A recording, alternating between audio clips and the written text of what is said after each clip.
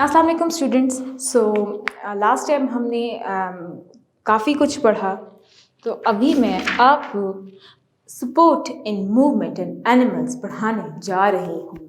याद रखें कि ये लेक्चर बेहद ज़्यादा इम्पोर्टेंट है, एक तरीके से कि आपको एनिमल्स के बारे में भी इसमें पता लगेगा कि इस दुनिया में कितने जानदार पाए जाते हैं।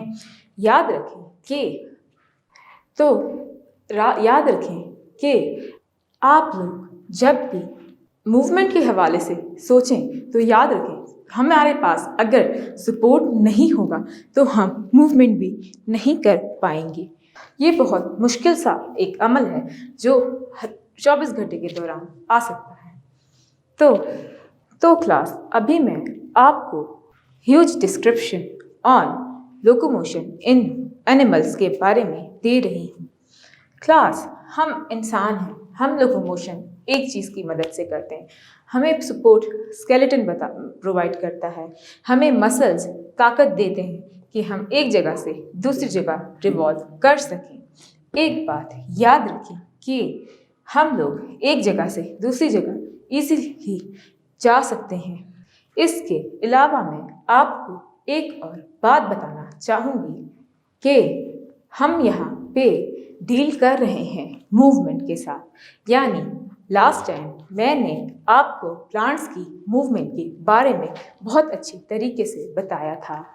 यकीन जाने ये वाली भी अभी आपको बहुत अच्छे से सोच और फिक्र करने के बाद ये पता लगेगा कि दुनिया में अल्लाह ताला ने बहुत सारे जानदार बनाए हुए हैं। यूनिसेलुलर ऑर्गेनिजम्स को पढ़ाने से पहले मैं आपको एक ह्यूज डिस्क्रिप्शन देना चाह रही हूँ। तो क्लास, एक बात याद रखिए, इस चीज़ के लिए आपको यूनिसेलुलर ऑर्गेनिज्म को पढ़ना भी पड़ेगा। एक बात याद रखें कि इस टाइम हम डील कर रहे हैं कॉन्ट्रैक्टाइल वैक्यूल के food vacuole, contractile vacuole, nucleus, और ये पूरा ऑर्गेनिज्म एक अमीबा है। अमीबा हम लोगों का एक यूनिसेलुलर ऑर्गेनिज्म है। याद रखें, अगर ये पानी में मौजूद हो और पानी आप लोगों ने पी लिया हो तो आपको अमीबिक डायसेंट्री यानी उल्टी और मोशन टाइप की कुछ डिजीजेस हो सकती हैं। तो क्लास, मैं आज आपको बहुत ह्यूज सी लंबी सी डिस्क्रिप्शन फूड वैक्यूल के बारे में देने वाली हूँ। फूड वैक्यूल ऐसी जगह जो एक अमीबा के अंदर पाई जाती है। वो खुराक बनाने का अमल जब आप खुराक बना रहे हो, उस अमल को हम लोग जब एक अमीबा खुराक बना रहा हो, उस अमल को हम लोग उसको हम फूड वैक्यूल कहते हैं। फूड वैक्यूल के अमल को किस तरीके से पढ़ा जाता है कि जब खुराक बनेगी तो सारी खुराक स्टोर ही अमीबा के फूड वैक्यूल के अंदर होगी। इसके अंदर न्यूक्लियस भी मौजूद होता है जो ब्रेन ऑफ द सेल कहलाता है। एक बात याद रखिए कि सेल की जो फूड वैक्यूल जो है वो खुराक और तमन्नाई ताकत सारे के सारे अमीबा को दे रही है। अमीबा के अंदर सूडोपोडियम पहले से ही मौजूद होता है। याद रखें, सूडोपोडियम एक बहुत इम्पॉर्टेंट ऑर्गेनिज्म का बहुत इम्पॉर्टेंट पार्ट है जो एक जगह से दूसरी जगह मूव करने में हेल्प करता है।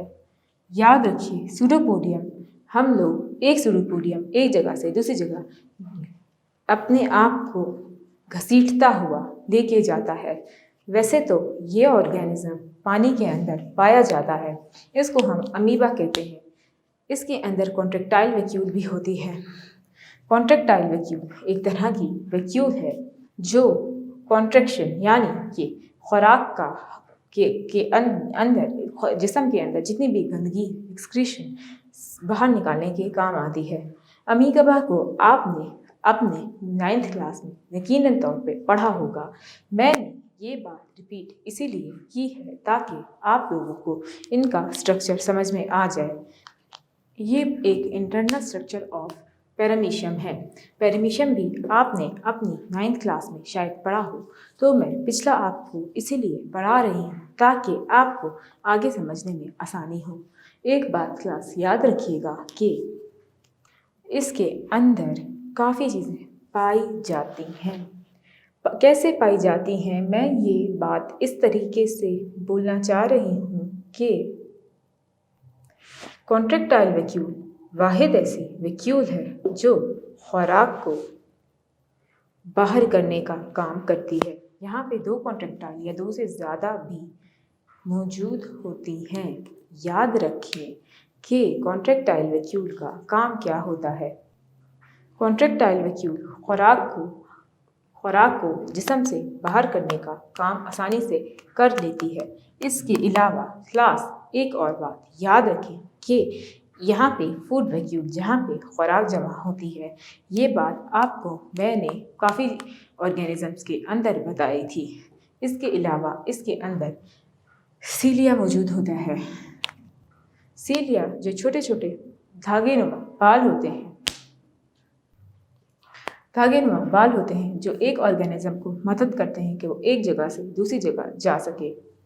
याद रखें कि एक जगह से दूसरी जगह जाने वाली सीलिया वाली चीज़ों को हम पेरिमीशियम कहते हैं। छोटे छोटे बाल जो पेरिमीशियम के अंदर लोकोमोटरी ऑर्गन है वो है सीलिया, जो इसको मजबूर करता है एक जगह से दूसरी जगह जाने में।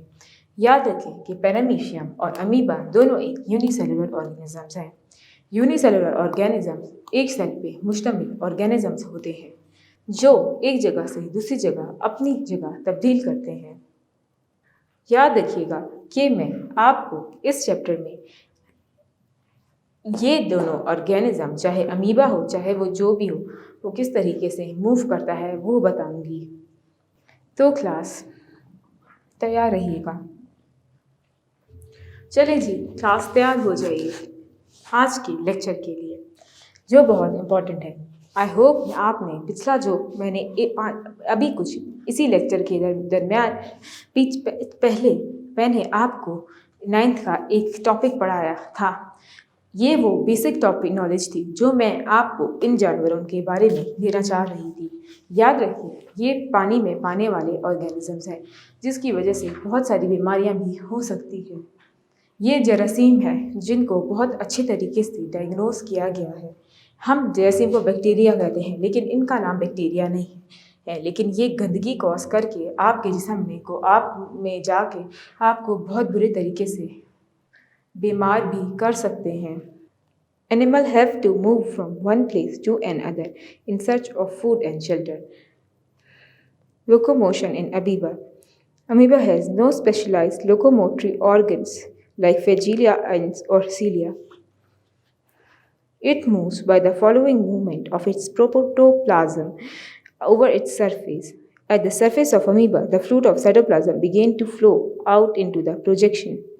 एक बात याद रखिए, इसके पास कोई लोकोमोटरी ऑर्गन्स नहीं है, ना इसके पास सीलिया है ना फ्लैजिलिया है। ये इस टाइम एक तरह से मूव कर रहा है। इसको एक जगह से दूसरी जगह जाने में घंटों लगते हैं। It moves by the following movement by protoplasm over its surface. ये एक पूरा सेल है, इसके ऊपर एक न्यूक्लियस भी मौजूद होता है। याद रखें, ये न्यूक्लियस वाला सेल अपने प्रोटोप्लाज्म के फ्लूइड को यहाँ पे ये दबाव डालेगा, फिर जाके ये सारा पोर्शन आगे की तरफ आएगा और फिर ये आगे ये मूव करवाएगा, फिर ये पीछे का पोर्शन आगे की तरफ यानी अपने जिस्म के ज़रिए घसीट के चलेगा। Amoeba fluid cytoplasm begin to flow to the projection. इसके अंदर के सारे गदूद एक ही प्रोजेक्शन की तरफ मूव कर रहे होते हैं। The flow of whole protoplasm ultimately brings amoeba into a new position. कुछ वक्त बाद अमीबा एक तरह से पोजीशन चेंज इजीली कर सकता है। Changes of direction takes place when pseudopodium begins to form at another point of its surface. Direction of movement is probably determined by the local differences in water slide acidity. इसके अंदर ये बात बताया है कि डायरेक्शन बहुत आसानी से चेंज की जा सकती है और डायरेक्शन चेंज करने का प्रोसेस ये है कि एक लोकल डिफरेंसेस के ज़रिए आप एक ऑर्गेनिज्म के का की डायरेक्शन चेंज करते हुए देख सकते हैं। इसके अंदर स्लाइटली एसिडिटी वाले मॉलिक्यूल्स पहले से मौजूद होते हैं। इसके अंदर एसिडिटी और अल्कलिनिटी दोनों पाई जाती है, तेजाबियत। Protoplasm start flowing to prevent moving amoeba. ऐसे तो जब ये चलना शुरू करता है तो ये प्रोटोप्लाज्म अल्कलिनिटी और एसिडिटी की वजह से रुक जाता है। यानी अगर इसकी बॉडी में कुछ केमिकल्स भी पाए जाते हैं जो इसको चलने और फिरने का सही ढंग सिखाते हैं। यानी कि प्रोटोप्लाज्म यानी कि ये एक फ्लूइड की तरह, यानी एक पानी की तरह की चीज़ इसके अंदर भरी हुई है। जब पानी एक जगह से दूसरी जगह जाएगा तो वो एक तरफ को दबाव देगा। जब वो दबाव देगा तो वो आहिस्ता आहिस्ता चल के आगे जाएगा। The chemical diffusing from required materials may cause protoplasm to flow in that direction. इसमें ये बताया है कि प्रोटोप्लाज्म को एक तरीके से ये कन्वेंस करता है कि एक ही डायरेक्शन के अंदर मूव किया जाए। यहाँ पे आपको मैंने अमीबा के बारे में बताया। अमीबा एक यूनिसेलुलर ऑर्गेनिज्म है। इसके चलने का तरीका बहुत यूनिक है। इसके चलने का तरीका बहुत ज़्यादा यूनिक है। ये आसानी से एक जगह से दूसरी जगह जा सकता है। इसके अलावा अगर आपको इसके बारे में सोचना है तो ये ऑर्गेनिज्म चलते हुए एक जगह पे दबाव डालता है, और जब वो एक जगह पे दबाव डालता है तो उसका प्रोटोप्लाज्म यानी उसके जिस्म का सारे गदूद उसी जगह की तरफ मूव करते हैं। ये घसीट के एक सेल है। ये एक सेल है जो एक अपने आप को घसीट के एक जगह से दूसरी जगह मूव करता है। तो क्लास आपको ये समझने की ज़रूरत हो गई है और आपको समझने की ज़रूरत मैंने आपकी पूरी कर दी है। आई होप ये आपको क्लियर होगा। अब मैं आगे आपको पैरामीशियम के बारे में पढ़ाऊँगी। पैरामीशियम के बारे में मैंने आपको बता दिया कि ये एक यूनिसेलुलर ऑर्गेनिज्म है। होप सो आपको ये बात समझ आ गई हो कि पैरामीशियम एक यूनिसेलुलर ऑर्गेनिज्म है और वो एक जगह से दूसरी जगह सीलिया के ज़रिए मूव करता है। तो क्लास अब मैं इस लेक्चर में बुक के अकॉर्डिनेट्स आपको एक एक लफ्ज़ पढ़ाऊँगी। याद रखिए, अगर आपके स्कूल में या जिस जगह पे बैठे हैं कुछ माइक्रोस्कोपिक स्लाइड्स पढ़ी हैं तो आप जाके अमीबा, पैरामीशियम, वॉल्वोक्स और यूग्लिना की स्लाइड्स ज़रूर देखिए। इससे आपको इनका स्ट्रक्चर और अच्छे तरीके से समझ में आ जाएगा और आपको मदद भी होगी कि आप इन और अच्छे तरीके से किस तरीके से और अच्छे तरीके से समझ पाएंगे। जैसा कि बायोलॉजी आपको समझने में इतनी मुश्किल नहीं है जितना कि और बाकी और सब्जेक्ट होते हैं, लेकिन अगर आप गौर व फिक्र करें तो ये बहुत दिलचस्प भी है और समझने के अलावा आप इसमें और इंटरेस्ट डेवलप कर सकते हैं। इसके अलावा मैं आपको इस टाइम पैरामीशियम के बारे में बताऊंगी। लोकोमोशन, हर जानवर पैरामीशियम एक एनिमल के अंडर आ रहा है। बात यह है कि वो एक यूनिसेलुलर एनिमल है, यानी एक सेल पे मुश्तमिल है। पैरामीशियम एक जगह से दूसरी जगह मूव करता है और अपने खुराक की तलाश में या फिर एक जगह से दूसरी जगह अपने किसी चीज़ से किसी शिकार से बचने के लिए भी ये लोकोमोशन करता है। लोकोमोशन करने के ये एक दो जगह और बातें भी, एक दो और वजह भी है। वो ये है कि अगर ये एक लोकोमोशन कर रहा हो तो एक बात याद रखिए कि ये लोकोमोशन अपने ही एक एक्सेंट में करता है। वजह ये है कि अक्सर इसको एक जगह से दूसरी जगह खुराक की तलाश के अलावा भी जाना पड़ता है, जो ऐसी जगह जो इसके रहने के लिए परफेक्ट हो। अमीबा आपको समझ में आ चुका होगा, तो अब हम पैरामीशियम पढ़ने जा रहे हैं। Paramecium moves about a great speed. It moves with the help of cilia with continuously beat against the water and diagonal pattern. ये डायगनल यानी यूं यूं मूव कर रहा होता है। एक बात याद रखें कि इसकी स्पीड बहुत ज़्यादा तेज़ होती है, इसीलिए तेज़ होती है क्योंकि ये इसके सीलिया कंटिन्यूसली तेज़ तेज़ हिल के इसको पानी को की ऑपोजिट डायरेक्शन में जा रहे होते हैं, जो इसको चलने में बहुत मदद करती है। इसके अलावा इसमें बहुत कुछ इसी के बारे में बताया है। These cilia move forward and backward oars like oars of boat. The perimetion twists itself slightly and moves forward as a result of the collective action of all the cilia. In other words, body rotates on its axis while it moves forward. The animal is able to make turns and can also move backward by changing the direction of movement of cilia. इसमें ये बात बताई है कि पैरामीशन अपने आप को आगे से थोड़ा सा मोड़ लेता है। ये एक तरह से रोल और मोड़ते हुए तेज तेज अपने सीला को चलाते हुए आगे बढ़ता है। एक तरह से कुछ आम वर्ड्स में इसको ये बोला जाता है कि इसकी बॉडी आगे फॉरवर्डली मूव करती है और ये एनिमल्स एक तरह से एबल होते हैं टू मूव बैकवर्ड एंड ये पीछे भी मूव कर सकते हैं एक ही टाइम में और आगे भी मूव कर सकते हैं एक ही टाइम में। असल में ये भी जिगजैग पैटर्न में डायगोनल फॉर्म में ही मूव करते हैं। इसकी स्पीड बहुत तेज़ होती है। सीलिया जब बोट इसकी शक्ल एक तरह से एक जूते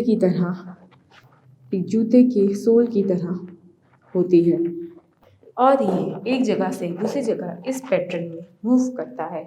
तो क्लास सीलिया एक बहुत इम्पॉर्टेंट चीज़ है। इसका लाइन ऑफ ट्रैवल इस टाइम सीधा है, ये इस टाइम सीधा ही मूव कर रहा है, बट ये सीधा चल नहीं सकता तो ये यूं करके मूव कर रहा है। इसके अलावा इसके पास एक स्पेसिफिक टेंडेंसी है, यानी ये सीलिया बहुत तेज़ी से हिलते हैं, इतनी तेज़ी से हिलते हैं कि इनको आगे बढ़ने में मदद होती है। याद रखें कि ये चैप्टर में आज मैं आपको बहुत कुछ दिलचस्प बताने जा रही थी। आपने अमीबा और पेरिमीशियम के बारे में आज के लेक्चर में सुना। अमीबा और पेरिमीशियम दोनों बहुत इंपॉर्टेंट ऑर्गेनिजम्स हैं। इनके बारे में बहुत रिसर्च जारी है। अमीबा की वजह से अमीबिक डायसेंट्री भी हो जाता है। ये बात मैंने आपको अपने लेक्चर में शुरू में ही बताई कि अमीबा सूडोपोडियम और ये सीलिया की मदद से चलता है। मेरा मकसद आज का लेक्चर देने का ये था कि आपके पास काफ़ी ज़्यादा पैटर्न ऑफ लाइव्स हैं, यानी पैटर्न ऑफ लाइव्स है जिसमें आप सीख सकते हैं। अगर आपको इंटरनेट की सहूलत मुहैया है तो आप इसका पैटर्न एक वीडियो निकाल के भी देख सकते हैं।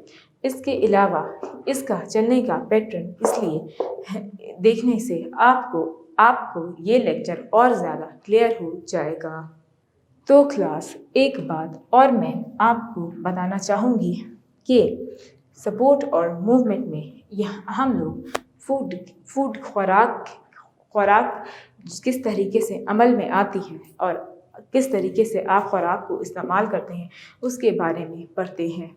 इसके अलावा इस चैप्टर में मैं आपको डिटेल से एक चीज़ बताना चाहूँगी कि इस चैप्टर में आप एक इंसानी जिस्म वजूद में आने के बाद चलने फिरने और अपने खुराक को इस्तेमाल करने का तरीका किस तरह से अपनाता है।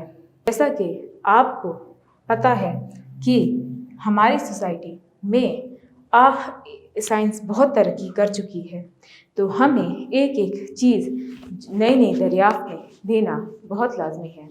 तो क्लास होप्स आपको आज का लेक्चर पसंद आया हो। अगले लेक्चर में हम लोग support and movement in multi cellular organisms पढ़ेंगे। याद रहे मल्टी सेलुलर ऑर्गेनिज्म उन ऑर्गेनिजम्स को कहते हैं जो खुद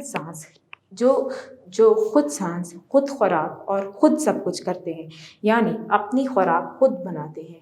यूनिसेलुलर ऑर्गेनिज्म भी अक्सर खुद अपनी खुराक हम खुद नहीं बना सकते, वो अपनी खुद बनाने के लिए दरख्तों का सहारा और मल्टी सेलुलर ऑर्गेनिज्म खुराक के लिए अपने दूसरे जानवरों का सहारा लेते हैं। फॉर एग्ज़ाम्पल हम लोग मल्टी सेलुलर ऑर्गेनिज्म हैं और हम अपनी खुराक खुद नहीं बना सकते।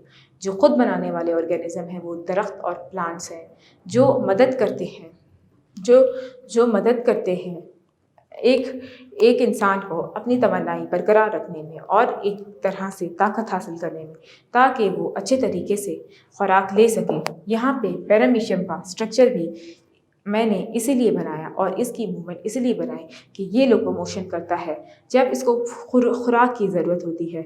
इस चैप्टर में कल मैं आपको एक स्पेसिफिक और ज़बरदस्त किस्म का टॉपिक पढ़ाऊँगी जो पूरा का पूरा इंसानी जिस्म से कनेक्टेड है।